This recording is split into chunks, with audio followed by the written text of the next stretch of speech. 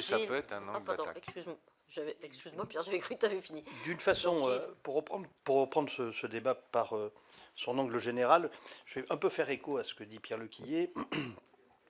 Ça fait des années qu'on fait des campagnes sur l'Europe sociale. Tous ceux qui font campagne sur l'Europe sociale n'ont qu'une idée en tête, transposer le modèle social de leur État membre à l'ensemble de l'Union. Voilà. Et comme on sait que c'est impossible, ça ne veut pas dire qu'il ne faut rien faire. On a beaucoup progressé dans des tas de domaines, la reconnaissance mutuelle, la Sécu, enfin bon.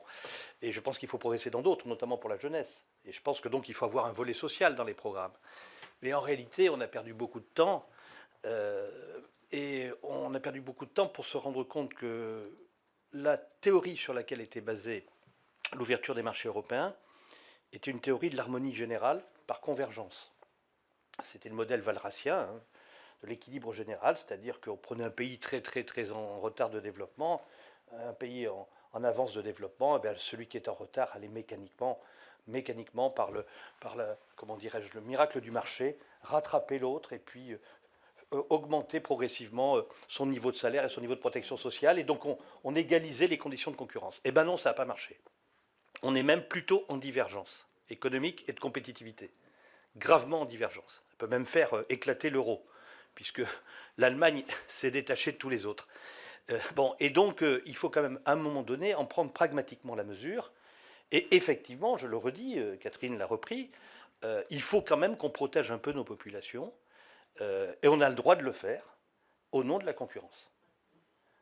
Sauf que tous ceux qui ont milité pour l'Europe sociale se sont toujours posés d'une façon assez simpliste comme militants contre la concurrence libre et non faussée. Or, la concurrence est aujourd'hui l'outil qui peut nous permettre d'objecter le fait qu'il faut être beaucoup plus progressif dans l'ouverture des frontières, et surtout dans la concurrence qui est quasiment la concurrence salariale, quoi. Voilà. Et je pense que le phénomène, on est tout juste au début de ce phénomène massif, parce que nous sommes un peu en dégringolade économique. Ça devient de plus en plus insupportable par les travailleurs. Regardez ce qui se passe en Bretagne. Et donc, on fait courir des risques de xénophobie et d'éclatement social et politique de l'Europe.